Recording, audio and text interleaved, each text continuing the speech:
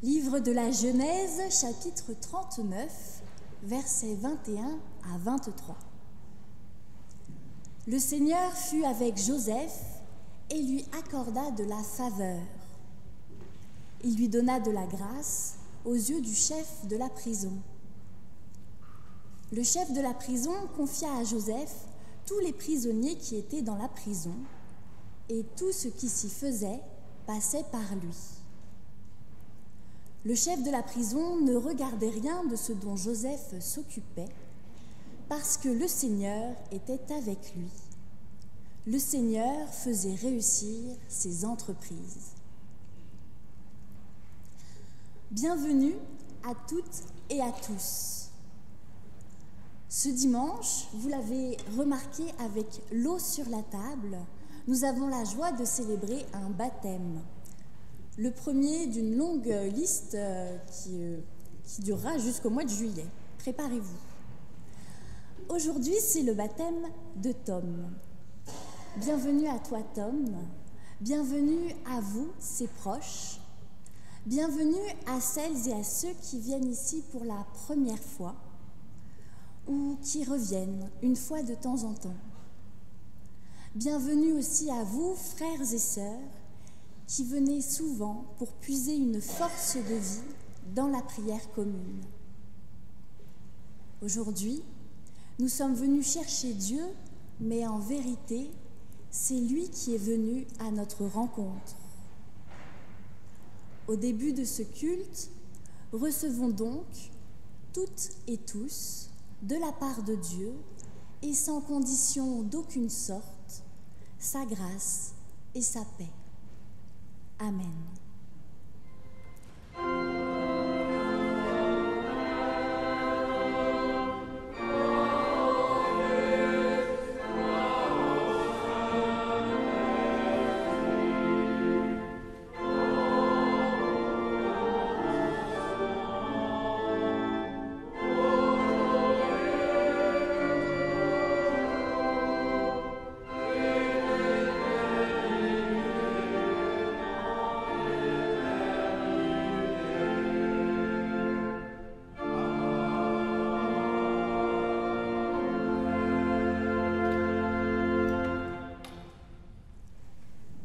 Que tout ce qui est en mon nom, que tout ce qui est en moi bénisse son saint nom. Que tes mains te louent par leurs gestes, que mes pas te louent par leur chemin. Que mes lèvres te bénissent à travers leur chant, que mes yeux te célèbrent en reflétant ta lumière, que mes oreilles te répondent en écoutant ta voix, que ma mémoire te rende grâce en rappelant tes délivrances. Que mon intelligence te loue en cherchant la voie de ta sagesse. Que ma volonté t'honore en se faisant la servante de la tienne. Que mon cœur te loue en aimant de ton amour. Que ma force te loue en s'offrant à toi. Que mon corps, demeure de ton esprit, te loue sans cesse, que tout en moi te rende gloire. Amen.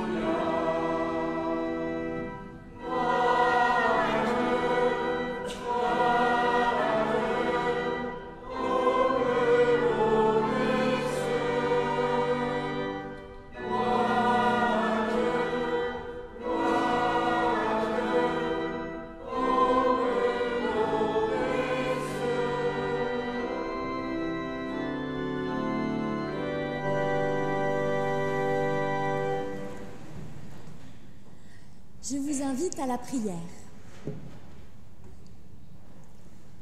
Au moment de méditer la Bible, prions ensemble pour que ces mots anciens prennent vie pour nous maintenant.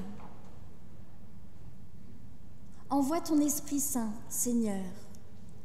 Éveille mon attention, ouvre mon cœur, donne-moi le désir de mettre en pratique ce que tu m'aides à comprendre, pour que ta parole ne reste pas lettre morte, pour que je puisse expérimenter la vérité par ma vie.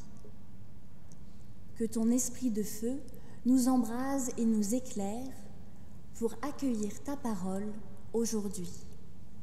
Amen. Et nous lisons aujourd'hui Genèse 41, verset 1, et puis versets 8 à 40. Au bout de 2 ans, le Pharaon fit un rêve.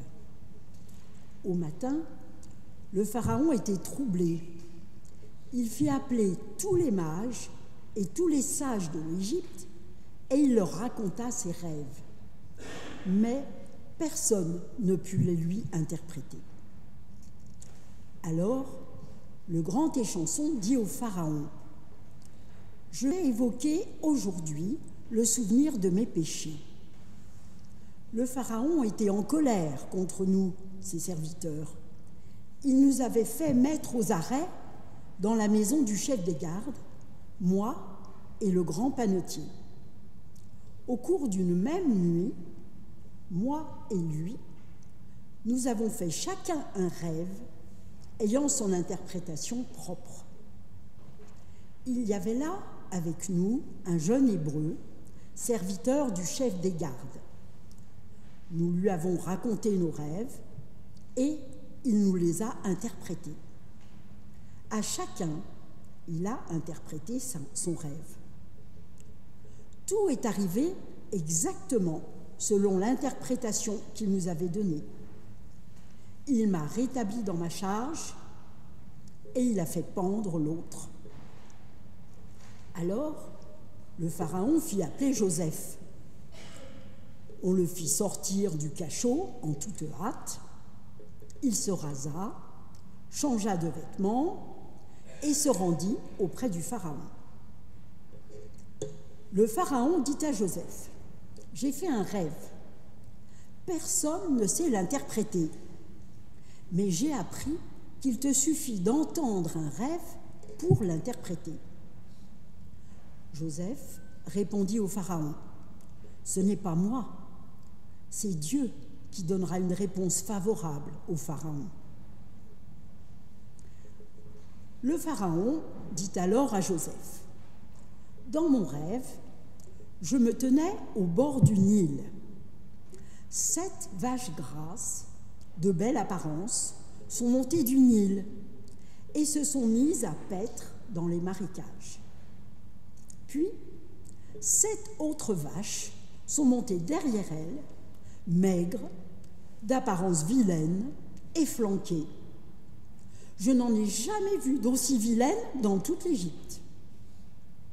Les vaches efflanquées et vilaines ont mangé les 7 premières vaches, celles qui étaient grasses, celles qui sont entrées dans leurs panses sans qu'on puisse savoir qu'elles y étaient entrées. Elles étaient aussi vilaines qu'auparavant. Là-dessus, je me suis réveillée. J'ai encore vu ceci en rêve.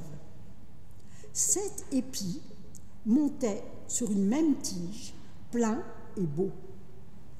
Puis, 7 épis racornis, maigres, brûlés par le vent d'Est, ont poussé derrière eux. Les épis maigres ont englouti les 7 beaux épis. Je l'ai dit aux mages, mais personne n'a su me l'expliquer. Joseph dit au Pharaon : « Le rêve du Pharaon ne fait qu'un. Dieu indique au Pharaon ce qu'il va faire. Les 7 belles vaches sont 7 années. Les 7 beaux épis sont 7 années. c'est le même rêve. Les 7 vaches efflanquées et vilaines qui montaient derrière les premières sont 7 années. Et les 7 épis vides, brûlés par le vent d'Est, seront 7 années de famine. Ainsi, comme je viens de le dire au Pharaon, Dieu a montré au Pharaon ce qu'il va faire. 7 années de grande abondance arrivent pour toute l'Égypte. 7 années de famine les suivront. Et on oubliera en Égypte toute cette abondance. La famine réduira le pays à rien. On ne verra plus aucune trace de l'abondance dans le pays, tant la famine qui la suivra sera sévère. Si le rêve s'est répété au Pharaon par 2 fois, c'est que la chose est prête d'arriver de la part de Dieu et que Dieu va se hâter de la faire. Maintenant, que le Pharaon trouve un homme intelligent et sage et qu'il le nomme intendant de l'Égypte. Que le Pharaon agisse et qu'il nomme des inspecteurs dans le pays pour prélever 1/5 des récoltes de l'Égypte pendant les 7 années d'abondance, qu'il rassemble tous les vivres de ces bonnes années qui arrivent, qu'il fasse, sous l'autorité du Pharaon, des réserves de blé, de vivres dans les villes, et qu'ils en aient la garde. Ces vivres seront en dépôt pour le pays, en vue des 7 années de famine qu'il y aura en Égypte, afin que le pays ne soit pas décimé par la famine. Cette parole plut au Pharaon et à tous les gens de sa cour. Le Pharaon dit aux gens de sa cour: « Pourrions-nous trouver un autre homme comme celui-ci, qui a en lui le souffle de Dieu ?» Le Pharaon dit à Joseph: « Puisque Dieu t'a fait connaître tout cela, il n'y a personne qui soit aussi intelligent et aussi sage que toi. C'est toi qui seras intendant de ma maison, et tout mon peuple dépendra de tes ordres. C'est seulement par le trône que je serai plus grand que toi. »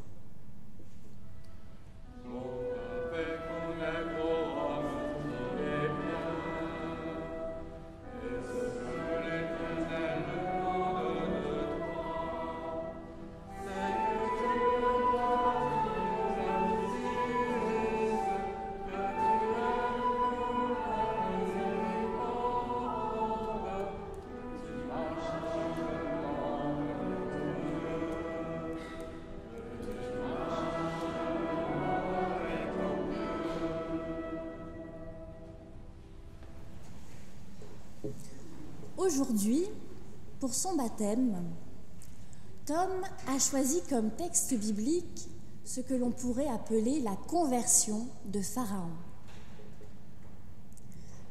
Si on schématise, il y a 2 types de croyants. Ceux qui sont nés avec la foi, qui ont baigné dedans depuis leur plus tendre enfance, tout comme Joseph, et ceux qui, un jour, sont devenus croyants, comme Pharaon. Et c'est cette 2e catégorie qui nous intéresse ce matin. Personnellement, j'aime beaucoup entendre les récits de conversion, car ils sont tous uniques, ont tous quelque chose à nous apporter. Souvent, une conversion se fait par étapes et a toujours un élément déclencheur. Pour Pharaon, ce qui déclenche le processus, c'est les 2 rêves qu'il fait, les vaches et les épis. Dans l'Égypte ancienne, vous le savez sûrement, on croyait que les rêves étaient envoyés par les dieux pour donc logique que Pharaon fasse attention à ces rêves-là et désire y trouver une interprétation. Il y a là un premier enseignement pour nous aujourd'hui. Dieu, nous parle dans notre langue, en prenant en compte notre culture. Ce n'est pas un Dieu éloigné de nous qui nous parle dans un langage incompréhensible, mais un Dieu proche qui nous connaît, qui nous parle dans notre propre langue, qui utilise les moyens de communication que nous affectionnons. Dieu se met à notre niveau pour nous parler. C'est lui qui s'abaisse afin de nous élever. Et c'est là une très bonne nouvelle pour nous ce matin. Nous n'avons pas besoin de chercher des signes extraordinaires de la présence de Dieu dans nos vies, mais juste à être attentifs aux choses simples qui nous entourent quotidiennement. Dieu peut se manifester dans un rêve, dans un rayon de soleil, dans un livre ou dans un film. Pas besoin de chercher midi à 14h. Mais alors, peut-être que certains me diront, comment ne pas faire de la surinterprétation? Comment être sûr que c'est bien Dieu qui nous parle et que c'est pas juste le film que nous avons vu qui veut nous dire quelque chose et que cela n'a rien à voir avec Dieu? Et bien, c'est le deuxième point de notre texte. Pharaon, devant son rêve, va demander de l'aide pour interpréter et pour discerner. Il fait donc appel à ses mages et à ses sages, mais ceux-ci ne trouvent rien. Alors le grand échanson du Pharaon, celui qui était chargé de s'occuper des repas, prend la parole pour témoigner, ce mot est important. Il va témoigner de ce qui lui est arrivé quand il était en prison. En prison, il y avait un homme qui s'appelait Joseph et qui a su interpréter ses rêves, qui a su qu'il sortirait de prison pour reprendre sa place d'échanson auprès du Pharaon. Alors, Pharaon fait amener Joseph pour qu'il interprète ses rêves. Et Joseph ne fait pas qu'interpréter les rêves, il donne des conseils pour contrer la famine qui vient. Si Joseph n'avait pas été en prison pour une raison injuste à ce moment-là, l'Égypte aurait souffert de la famine. Deux enseignements pour nous. D'abord, pour éviter la surinterprétation, Dieu nous envoie toujours des personnes qui nous aident à discerner ce qui relève de l'action de Dieu et ce qui ne l'est pas. J'ai perdu ma ligne. Sans son grand échanson et sans Joseph, Pharaon n'aurait rien pu faire de ses rêves, il n'aurait pas évolué, il ne se serait pas converti. Mais comme l'échanson a eu le courage de prendre la parole, de témoigner de ce qu'il avait vu, la situation peut se débloquer. Face à notre recherche de sens, Dieu ne nous laisse pas seuls. Il nous invite à nous entourer de personnes qui sauront faire la part des choses. C'est la partie communautaire de la vie du croyant. En protestantisme, on pense souvent que l'on peut vivre sa foi tout seul, sans être en relation avec les autres, sans être dans une communauté, parce que, après tout, nous, protestants, nous avons une connexion directe avec Dieu. C'est pas faux. Techniquement, nous pouvons vivre notre foi seuls avec Dieu. Sauf que cela ne serait pas bon. Nous avons besoin des autres pour grandir dans notre foi, pour partager nos interrogations et nos joies. Et les autres ont besoin de nous pour les mêmes raisons. C'est ensemble, en communauté, que nous pouvons discerner les signes que Dieu place sur notre chemin. C'est ensemble que nous grandissons dans la foi. Et c'est pourquoi le baptême se fait lors d'un culte ordinaire, où toute la communauté est présente. Si la démarche de demander le baptême est quelque chose de profondément personnel, c'est ensemble que nous vivons notre foi. C'était le premier point. Le deuxième point concerne les malheurs qui peuvent nous frapper, comme cela est arrivé au grand Échanson et à Joseph. Tous deux n'ont pas dû apprécier leur séjour en prison. Ce fut certainement une épreuve difficile, profondément injuste pour Joseph, ça nous le savons. Ils ont dû se sentir abandonnés de Dieu. Cependant, sans cette épreuve, Pharaon ne se serait pas converti, car personne n'aurait pu être là pour interpréter ses rêves. La famine aurait alors frappé et causé de nombreux morts, sans les conseils avisés de Joseph. La morale de cette histoire, c'est que du malheur, Dieu peut faire apparaître de bonnes choses. Je ne dis pas que Dieu nous fait tomber dessus le malheur pour qu'il nous arrive de bonnes choses. Je dis que du malheur qui existe sur cette terre, Dieu peut en faire quelque chose de bon pour nous ou pour les autres. Ne soyons donc pas trop promptes à nous lamenter lorsque les difficultés de la vie nous frappent, car nous ne savons absolument pas ce qu'il en découlera. Bien sûr, c'est beaucoup plus facile à dire qu'à vivre. Mais qui a dit qu'avoir confiance en Dieu était un chemin facile ?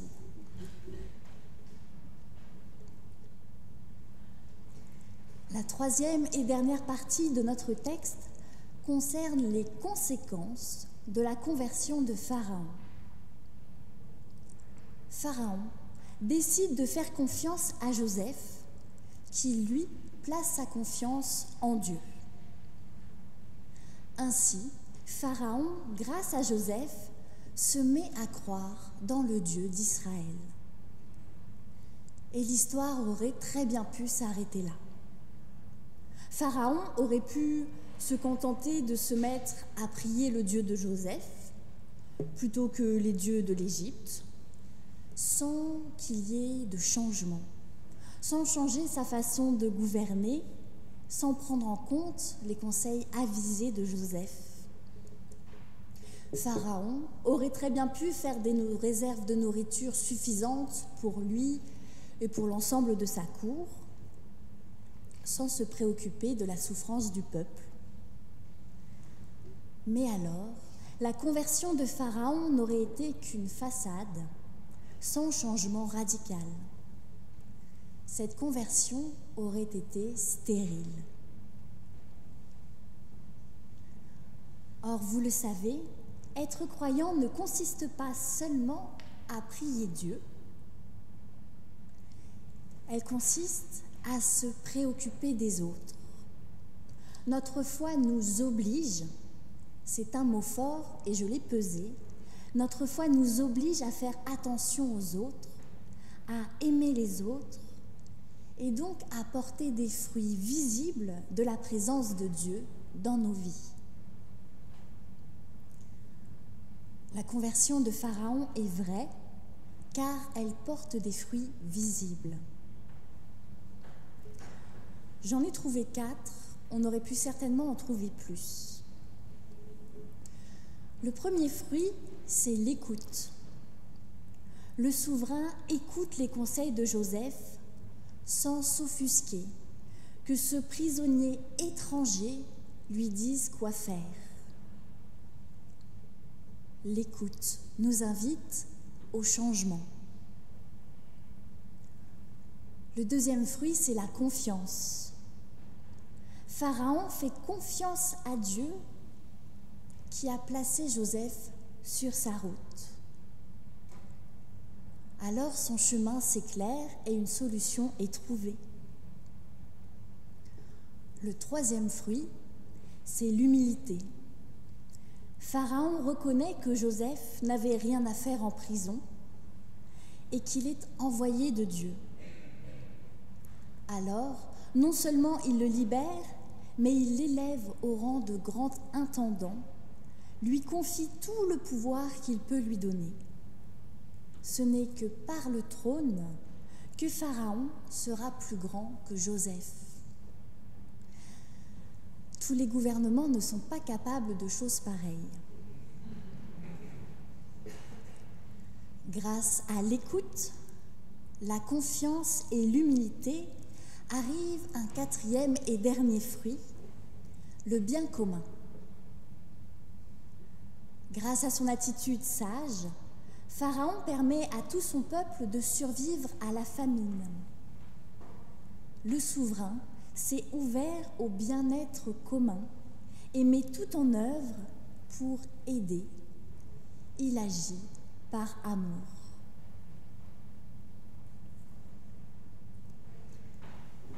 Tom, en demandant le baptême, tu reconnais que Dieu a une importance capitale dans ta vie.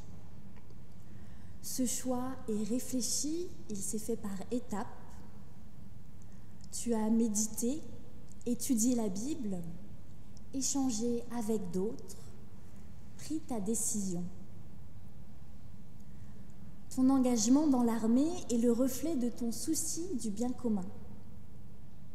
Ta présence régulière au culte, le signe de ta volonté de rester attaché fermement à la parole de Dieu.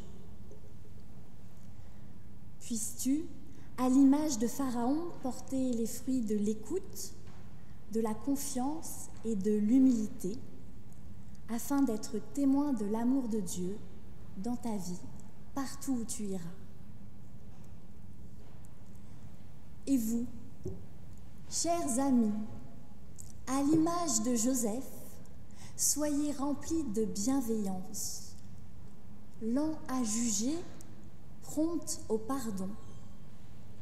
Puissiez-vous témoigner des signes de Dieu dans votre quotidien, afin de guider celles et ceux qui sont en recherche, et il y en a beaucoup.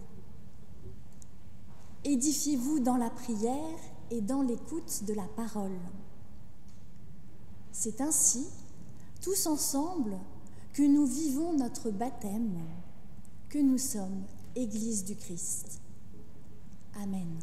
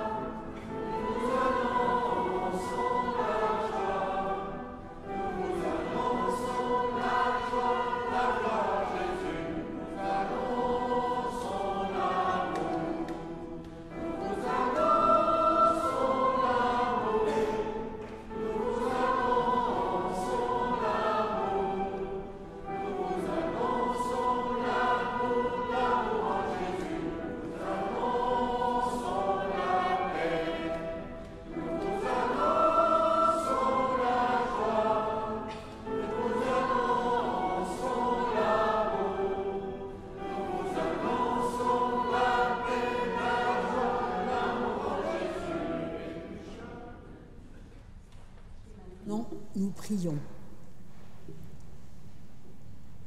Éternel notre Dieu, nous te confions Tom, qui vient de recevoir le baptême. Que ton esprit guide ses pas sur le chemin de la foi qu'il a choisi de suivre. Qu'il sache trouver des hommes et des femmes qui sauront être à son écoute et l'accompagner dans ses questionnements spirituels. Nous te confions tous les baptisés de ce temps de carême, enfants, jeunes et adultes. Garde-les dans ta joie pour qu'ils continuent d'approfondir la voie de ton évangile. Garde-les dans ta paix pour que leur baptême soit réellement le commencement d'une vie nouvelle en toi.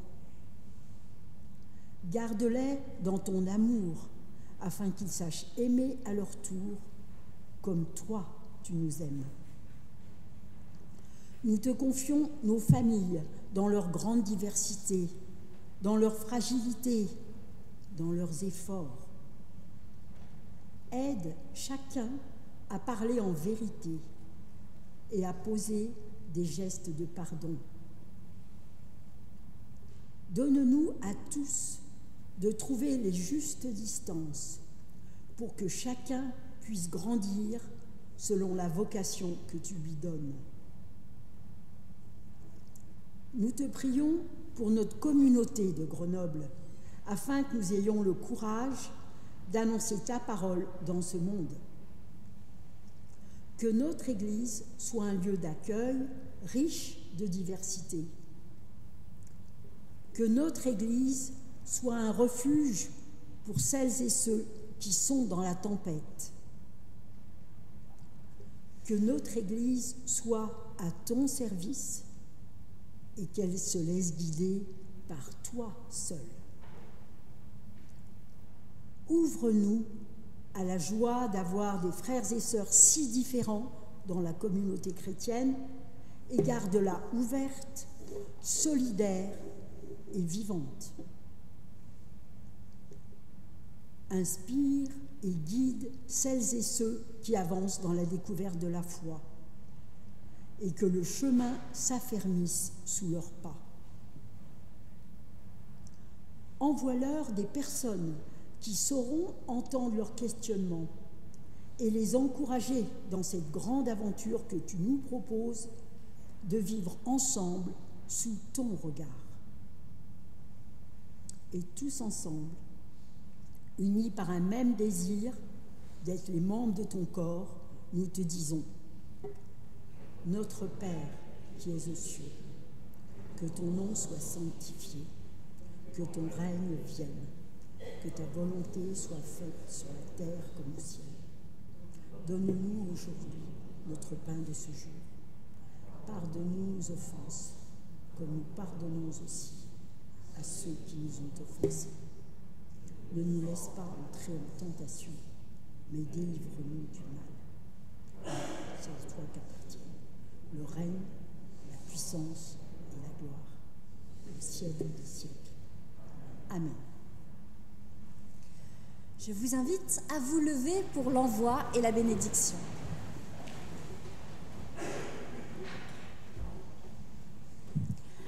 Allez, soyez des témoins de l'action de Dieu dans vos vies et portez du fruit, vous qui avez confié votre vie au Très-Haut.